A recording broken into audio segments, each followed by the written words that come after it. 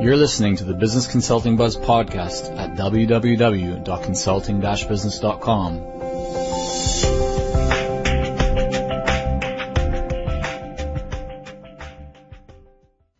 Hey everyone, it's Michael Zapersky here, and today I'm excited to have Peter Sandeen on the show. Peter is a website conversion specialist based in Finland. His business has had some impressive growth, and I look forward to having Peter share with you his story. So Peter, welcome. Thanks. Peter, I introduced you as a website conversion optimization specialist, but let's start off with having you kind of tell us a little bit more about what that really means and what it is that you're doing today. Well, website conversion optimization basically means changing your website so that it just converts more visitors into subscribers or customers or clients. But it's not just about changing your website. Well, okay, if you're talking about website conversion optimization, then sure, it's just about the website. But conversion optimization, at least in my mind, is a lot more than that. It's about looking at your competitors, looking at your value proposition, which is actually the most important thing about conversion optimization. It's about looking at a lot of things, about how to get your ideal clients to your website and all that. But Technically, it is just about changing your website, but that's just one part of it. Okay. And let's go back now a little bit. How did you get started in this business? I mean, what were you doing before you got into the website conversion optimization area? Well, I did what I think a lot of people did. I started as a very, very general business consultant, maybe with slight focus on marketing, but I mean, I didn't really have any clear focus on it, and it didn't work. And I think that's a fairly common question people come to me with now is that, okay, how do I make this work better? I'm doing a marketing consulting, and it's just too vague, at least usually. And from there, I started focusing on referral marketing. I don't know why. It was interesting, and I think it works, and you can do it very well. But I just realized that most people aren't interested in creating a really well-refined referral system. So it didn't really work. But all the while, I noticed that I was increasingly interested in just conversion optimization and all the stuff you can do on your website to just make it work better and better and better. And also copywriting, which is an important part of it. But conversion optimization seemed like something I was just intuitively good at. I have no idea why. Mm-hmm. I've never been like the really geeky guy who's all the time on the computer, but it just came to me quite naturally. And there's very few people in the world who do it. I can easily count like 5 to 10 companies doing it, but that's it. And there's a huge potential there. I mean, if I get a less than 100% increase when I do like a full conversion optimization for a website, it's really minimal. The increases can be huge. Obviously, if your website is already great, then the potential isn't that big. But most of my clients have a lot to do there, and the increases are huge. Right. So you talked about kind of what it was that got you into it, with regards to kind of noticing that you were spending more time or having more interest around conversion optimization, that, it sounds like it was a bit of a passion of yours. Yeah. But also you realized that there was a lot of potential in the market, right? That it could be a lucrative area for you to get into, dollars and cents wise. So yeah. What was it that really drove you? If you kind of go back and think about at that moment, would you say that it was more the opportunity that you saw in the market and, it was the money that initially drove you, or was it your interest and passion that really, put you forward? Well, it was the interest. What's your take on that? Definitely more the interest. I like the money. I'm not going to lie, but I wasn't thinking, okay, I'm looking for some great money opportunity. It was just the thing I noticed I'm all the time doing, and I'm getting better and better at it. And then I think the tipping point was when a very big conversion agency, like one of the biggest in the world, contacted me out of the blue. I had never even talked with any of them. And they just contacted me, hey, we want to hire you. and I was kind of struck by it because they're huge. They don't want to tell who they are because they don't want me to be able to advertise it. But that was the point where I knew, okay, I really know how to do this. And they've constantly told me that, okay, you can really become one of the best in the world. And I'm still doing some work for them, although I've always been like just a subtractor for them. But I think that was the point where I realized that, okay, I'm fairly good at this and I can become Right. really good at it. How did they find you? I have no idea. I got an email from the founder who just said, I really like your website. Can we talk on Skype? And then we talked, and his message was basically, we want to hire you. Are you up for that? And okay, I didn't want to be hired. I want to be just a subcontractor, but that's how it started. But I don't know how they found me. I never asked. Might be an interesting question. I mean, so you're saying that they contacted you through your website. Yeah. So, I'm sure the people listening to this right now are going, well, how does the biggest, or one of the biggest companies in this space all of a sudden just, get a hold, contact Peter, and what, you must have done something to attract their attention. I mean, were you writing articles on your blog? Did you put together some sort of a presentation? Yeah. What do you think would have, contributed to them getting in touch with you and finding your website? Well, okay, honestly, I think they're growing, so they needed more people. So when someone said that I was starting to introduce myself as a conversion guy, so I think that caught their attention, and that they when they were on the website, I don't know how they got there. I'll have to ask because it's interesting, but I think they just realized that, okay, I'm not just calling myself a conversion guy, but I'm actually doing all the stuff on my website. And but I don't really know. It might be guest posting, because that's what I've been doing more. That's how I drive traffic to my website, apart from some AdWords and LinkedIn. And were you doing that at that time when they contacted you? Yeah. Were you already doing some guest posting? Yeah. Okay. All right. So that could potentially be one avenue there. Yeah. I'm fairly sure it has to be that, because I'm not that good at SEO, and I'm not even trying to be good at SEO. It's so competitive and so expensive that, yeah. Okay. Well, let's just talk a minute then about is guest posting one of the big methods that you use to attract clients, both past and present? It's by far the most important one for me. Why is it so important for you? Well, first of all, I can do it fairly easily. First of all, I'm not a native English speaker, so writing English isn't that fast for me, but still I can write a good guest post in a couple of hours, maybe 3 hours. If I make a video for it, then okay, it takes a couple more.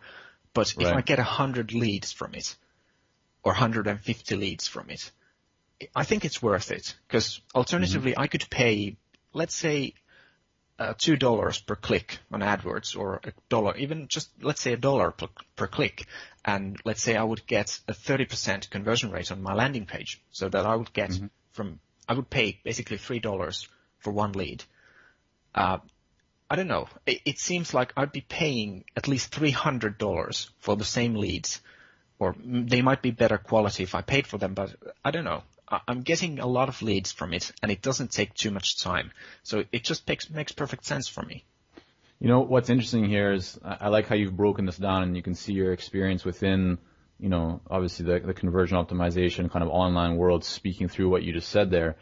Probably some people maybe are listening to that and thinking, well, but you just said $3 per lead, and you're valuing about roughly 100 leads, $300. But you're saying that you might spend 3 hours, so you're not really charging a very high rate if you look at the time that you spent to write that guest post. But probably what some people are forgetting if they are thinking that, is that when you put up a guest post, the difference when you compare it to pay-per-click is that pay-per-click happens at that moment. When someone clicks, it happens. When you stop paying, you stop having those ads served. Whereas with guest posting, that post can be up there for obviously years and years and years, and even though the traffic may come down from it, there's still some value that it can have over a longer period of time, right? So you can still continue to get leads on an ongoing basis, even from guest posts that you've written a long time ago, right? Yeah. And the other thing that actually that's the thing that makes the difference for me, is that I'm building relationships, and I get a lot of referrals from the people I write guest posts to. And it's just that I'm still a fairly small fish in the pond of marketing blogs. So when I write a bigger blog, I'm creating a relationship with that person. It's not the main deal. I'm not like trying to fish for links or something, but it's also creating a relationship with them. And well, we are in the same mastermind group, and I got there by doing guest posting at first, and I got then invited into it because of those guest posts, because I created that relationship with one person who then invited me into the group. So it's just all that relationship building which makes a huge deal at least in the beginning of a career, I think it makes a huge deal. Obviously later, when you already have, let's say, tens of thousands of people on your list, the things change. Then you can't build your list fast enough with just guest posting. Peter, let me ask you. So again, I'm thinking about what the people listening to this call right now are kind of thinking about in their minds. And you talked about, the agency that contacted you and how you've, generated some business through that. I believe from our previous conversation, a substantial amount of business. If that agency wouldn't have contacted you, would you still be guest posting? Would you still recommend to people that that's the way that they should be going? Well, I wouldn't recommend it to anyone just blindly. It depends on your business, really. But it does work in fairly wide range of businesses. But I think, yeah, because it's creating more than half of my business still, way more than half of my business. The agency, it's sending me, I'm doing a few projects a week or a month. And it's nice money, but it's not the main source of income for me. It's the other leads, and those leads are coming only or mainly from guest posting. So yeah, okay. Usually I would suggest doing it until your list is really big, assuming you're even going for the email list strategy. Okay. Yeah, no, a good point. I think that's a good answer, and especially that it really depends on the type of business that people are in, and that some people might recommend guest posting, other people talk about social media, this and that. Yeah. But the reality is that everyone's situation can be unique, and it's just all about choosing the method that works for you and that's going to get you the kind of results that you want. So I think that's a good point that you made there. And even Peter, marketing, even though I think it's coined as the perfect marketing strategy, it definitely isn't. It doesn't work for every business.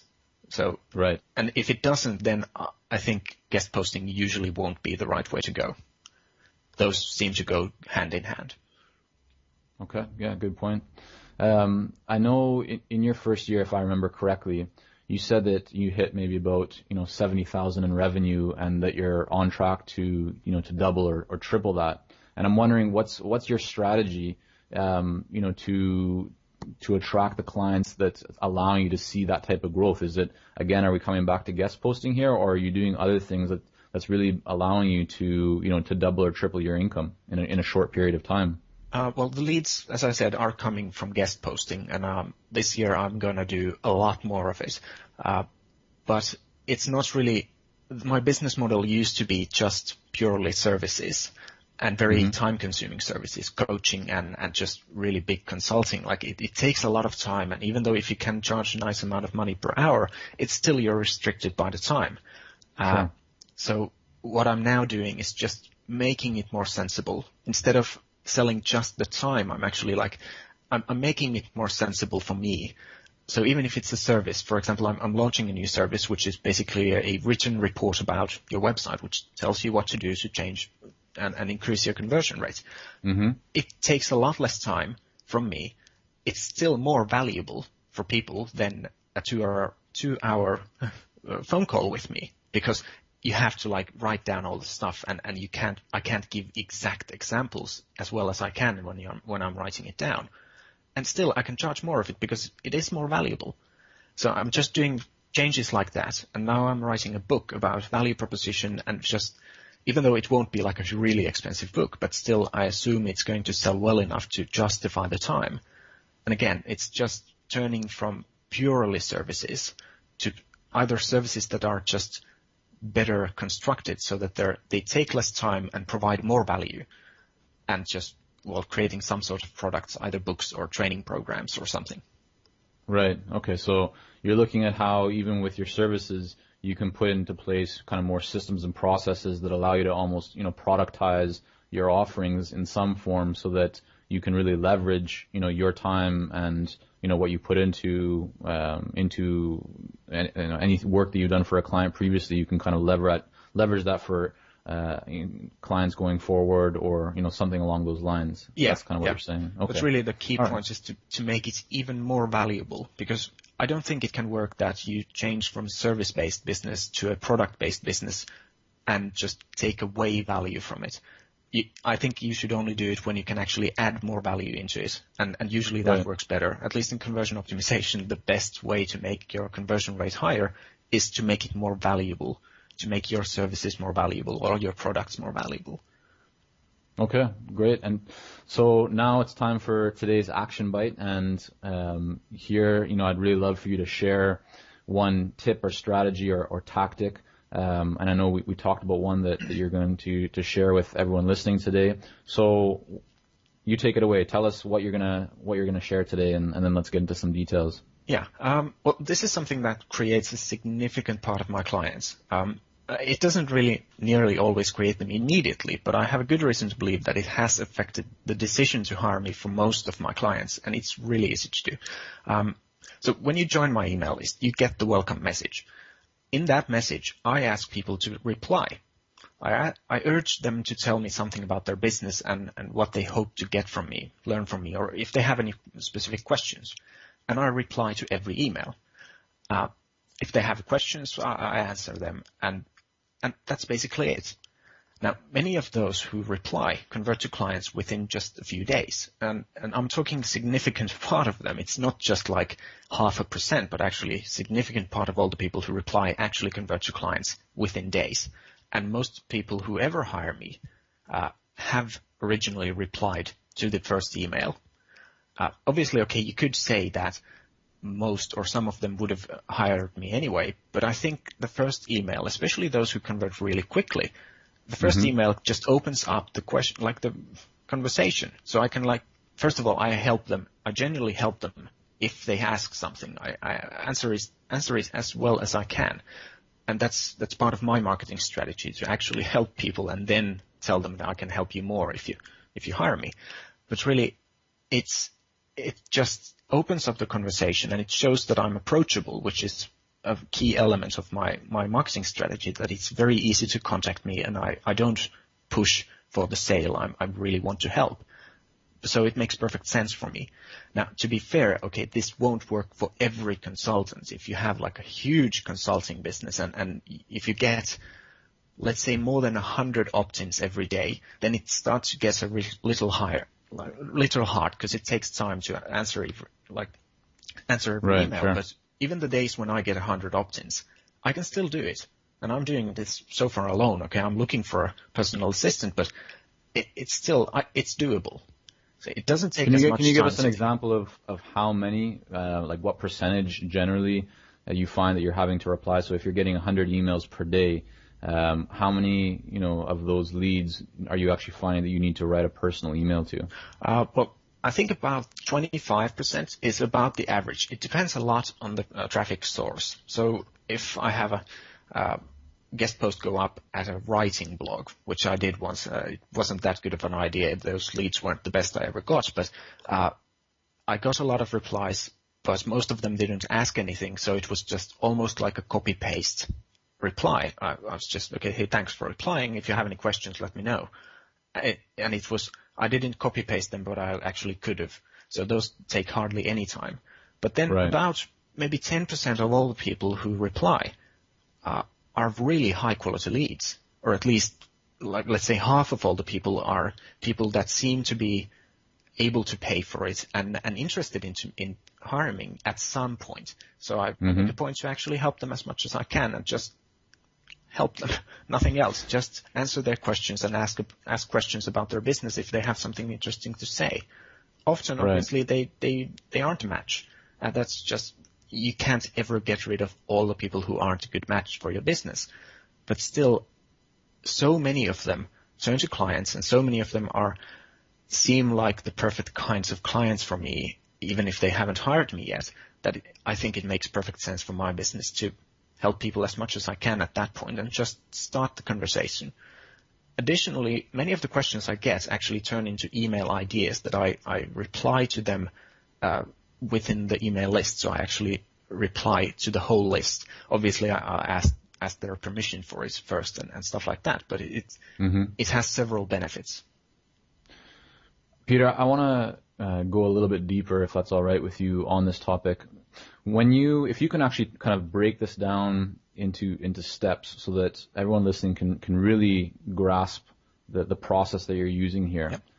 If you could just do that, kind of like, step one, someone signs up to your newsletter, or, into your email list, then what happens, and how do you actually reply? Well, when you join, you get this automated welcome message. In that email, I literally say, don't do anything else before you have replied to this email.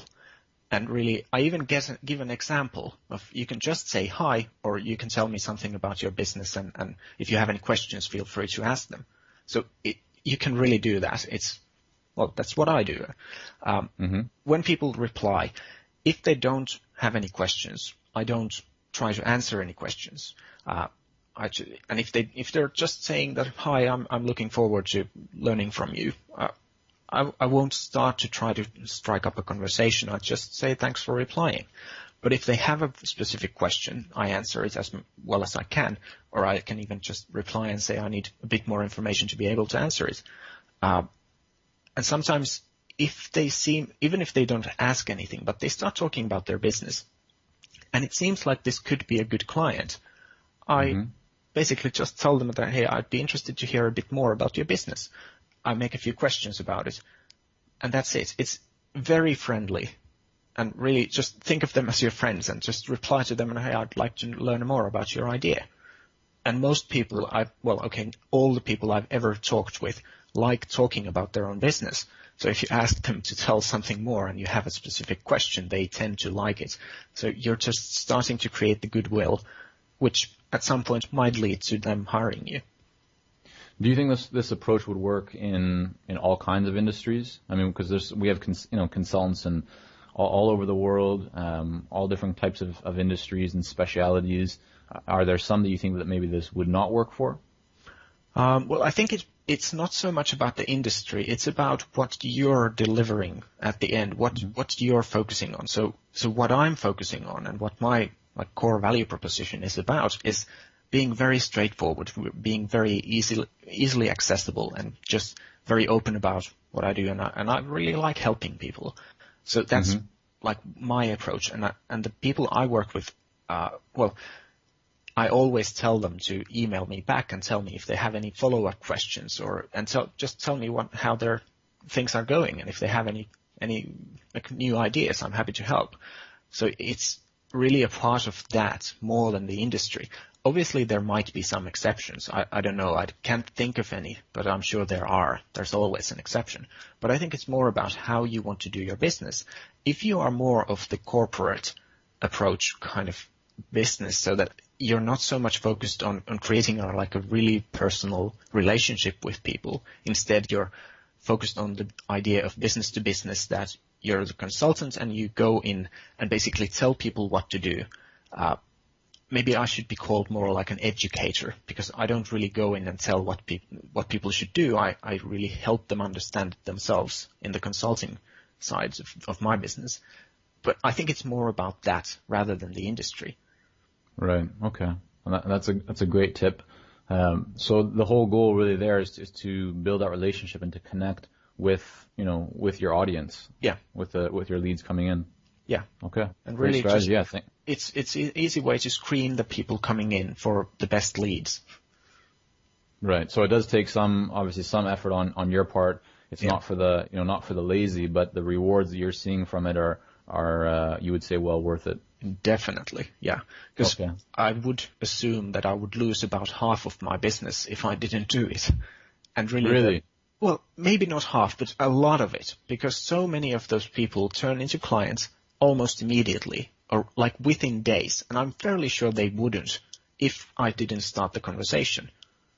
So this is really a powerful tip. I mean, you often hear about, here's one thing you can do that revolutionized your that can revolutionize your business or whatever. And a lot of people think that's hype when they hear that kind of talk. Yeah. They don't believe it. But you're actually, saying that this is in fact one strategy that you've used that has kind of revolutionized your business or has really impacted it in a big way. Yeah. I would have trouble if I stopped doing it. I could do it, but I mean, it would create a big dent in my business.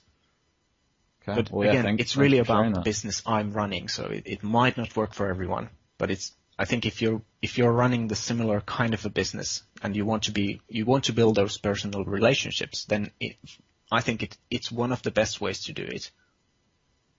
Great. Well, Peter, thanks for sharing that. I know we also, we wanted to talk about a little bit about the value proposition and speciality. We're time-wise, we're kind of getting close to the time that I mentioned to you. Do you have a couple more minutes, or? Yeah, sure. Oh, okay. So when we spoke before, I know you mentioned that for you, the value proposition and choosing your speciality was really key to your success. Can you talk a little bit more about what you mean by that and explain to people how the value proposition and really, honing in on your speciality was so important for you? Yeah. Well, I think it's important for everyone because, well, value proposition is one of those words that most people use but don't really have a meaning for. And it has several meanings depending on what source you look to. For me, it means basically it's the reason why people hire you, and it's the reason why people hire you instead of all your competitors. So it basically answers those two questions. Like, why do I hire you, and why don't I hire someone else like you? And if you're not specialized at all, let's say you tell that you're a marketing consultant, then there's a million people out there who can say the same thing, that they are marketing consultants. So you don't really give people any reason to hire you instead of somebody else. When you make it more specific, as in my case, I do basically two things. It's either the conversion optimization or coaching and consulting about creating value propositions. You give people much more reasons, first of all, to believe that you can actually do it, and that you can actually do it better than most others because you are specific about it. I'm also targeting fairly small businesses. I don't care if you make a few million, but I'm not targeting Apple and Google and like huge corporations. And again, that makes it more specific. And just value proposition, I think one of the key things is being specific and just telling people exactly what you do so that they can believe that you can actually do it better, or at least as well than anybody else. So if we use an example of that, I mean, you mentioned one before actually, which I think is spot on. And that's that when you started, you were looking, being kind of a marketing consultant. But the reality is that there's a lot of marketing consultants out there, or a lot of people that call themselves marketing consultants. And there really is, just by saying that, there's no differentiation in that. There's no real way to clearly explain your value proposition just through that, because even though it is a specialty, within saying you're a consultant, that's, one layer deeper saying that you're a marketing consultant, but still that's so wide that what you did is you went to the next level, which is saying, okay, you're still dealing in marketing, but you're a website conversion optimization consultant. So that's benefited you. Yeah. I think at some point I maybe should focus on just one or the other, because now I'm helping people on the conversion aspect and on the value proposition aspect, and I might need to actually cut one of those away because, again, it would be more specific. But the other way to look at value proposition is that it also has to be something people want. And nobody wakes up in the morning thinking, I want to hire a marketing consultant. I mean, it's just not something you want to do. I mean, why would you? You want the end results that a good consultant can help you get. And a value proposition is just, it's more, at least as important for yourself as it is for the customers, because it helps you understand what it is that you're specifically helping people achieve and why they would like to do business with you. So if you don't have it like clearly in your mind, you can't really even know what to say to people, how to market your business or anything, because you don't really know why people would want to hire you. So it's at least as important as an internal tool for yourself to really understand what you're supposed to say to people and what you're supposed to like build the entire business around. Yeah, Peter, I couldn't agree more. I've been to plenty of networking events over the years where I'll meet someone and, start chatting, and I'll say, what do you do? And they'll say, I'm a marketing consultant, or I'm a business consultant, or I'm a business coach. And that's all fine, but that doesn't really tell me what it is that you do. I mean, it's so wide and vast that there's no real benefit that I can see in what it is that you offer. If I was a prospective client, that wouldn't pique my interest, because again, it's so, wide that you're not talking about anything about the benefits of what it is that you offer in that situation. So really, as you're saying, and I think this is such an important point, that's why I'm kind of, regurgitating it here a little bit, is that, really by having that specialization and focus, it's important for yourself, but also, for your clients, because if you have a very strong value proposition, when you meet someone, even in a networking event, or even on a telephone call or whatever it might be, you can instantly get their attention, by saying the right things. And so I think that's key for people to think about. One thing though I want to ask you, Peter, is that a lot of people have, and I've seen this over the years, they have a fear that by choosing a specialization and that by narrowing their value proposition too much to focus in on a smaller piece of the pie per se, that they're going to lose opportunities and lose potential business and make less money. What would you say to those people? Well, it is true that you're going to lose potential business, but the point is that you won't get any business if you are not more specific.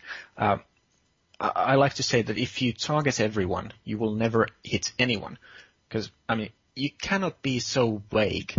If you are a huge business and you have like 1,000 consultants working for you, then sure, you can specialize in everything. But really, who wants to hire a marketing consultant who knows nothing more than marketing as a really vague concept? But instead, if you tell them that I help people create strong value propositions, that's so much more convincing. People actually want that.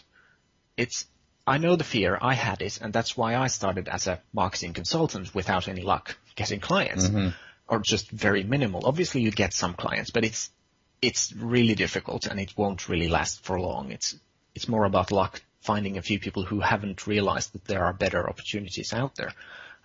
It's right. Just getting over the fear. I know the feeling, it's horrible, but it is worth getting over it, because it does make a huge difference to be able to say what you actually do and why do people need to believe that you can do it. And obviously framing it as a benefit statement or just framing it so that people understand what they will actually get, because they don't want the marketing consultants, they want more clients, or they want some aspects of it. Right. It's almost like taking, 100 fish and throwing them into a large ocean and fishing there, or taking those same 100 fish and putting them into a small pond and fishing. And by having, a real speciality and a strong value proposition around something specific, sure, you're fishing in a much smaller pond, and so it may seem initially less lucrative, and it might seem counterintuitive that it would be, so much, have so much greater potential. But the reality is that obviously you're going to get a lot more fish in that smaller pond than you would in a vast ocean. Yeah. Obviously, you can make it too specific. I've seen that happen, that people are trying to sell something that maybe one person in the world wants to buy.